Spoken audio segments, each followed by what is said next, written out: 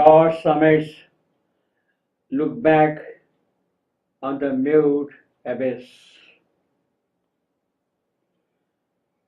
Savitri is told by a mighty and uplifting voice that she must annul herself completely, totally. She must annul herself that only God may be. Nothing of Savitri should remain there. It should be all God, God alone in every aspect of her being. Savitri has already discovered her soul. Already in that soul, the divine Shakti has established herself, is seated in it, but that discovery of the soul, that realization of the divine power in her soul, with that discovery,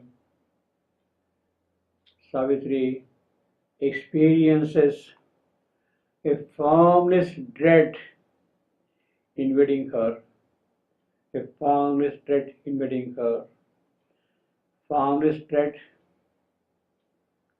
arising out of nothing, out of the void.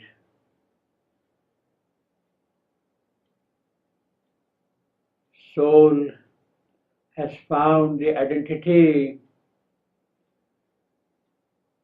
with the divine power. Soul is one with the divine power, with the divine soul. But what about nature? Savitri's nature is yet the same old stuff. It is the same thing born of inconscience. And as long as that inconscience lives in her nature, this dread will be always there. There will be always the presence of death. Soul is immortal, but nature, built out of inconscience, is still possessed by death. Savitri has to do something towards that. Savitri's yoga is for the conquest of death, the cosmic death. It is that she has to conquer.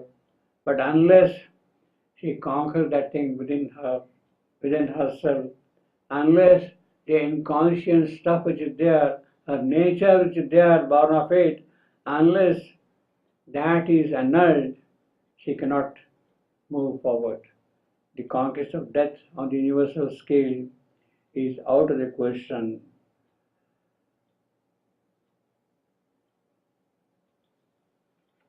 What moves the movement to this creation? That is the question. Without the removal of all that is born of inconscience, Savitri cannot move forward. Savitri has to first pursue the birth of thought towards the conquest of nature, of death. Savitri must first pursue the birth of thought. Where from does the thought arise? And she discovers that the thought can come from the cosmic field. Thought can also spring up from the subtle body. Thought can swoop down like an eagle from the sky. Thought can glisten in the sea like a fish. Thought has both the origins, the cosmic and the subtle body. It is there Savitri has to go and find out the origin of thought. Her body's thoughts climbed from her conscious limb and carry the yearning to the mystic crown. Thoughts are arising from her conscious limbs, and they are carrying that yearning to the mystic crown. She hears sounds which the mortal ear cannot hear. Beings of subtle realm appear before her. Unearthly scenes are what she sees. Thoughts,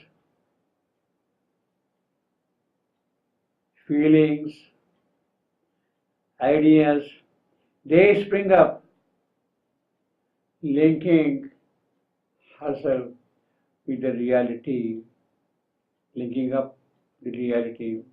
Thoughts leap from the superconscious field.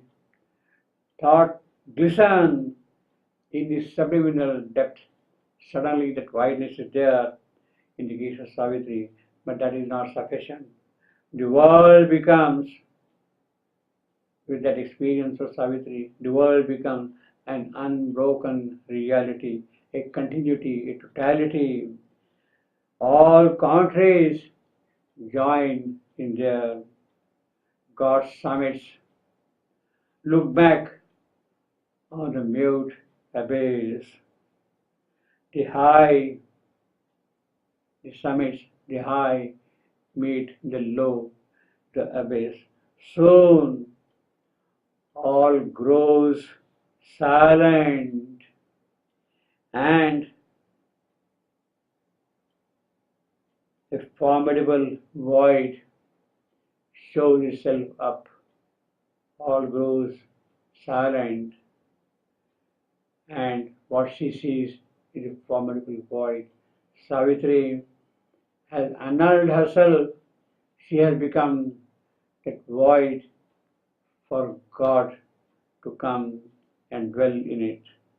God summits, look back on the mute abyss.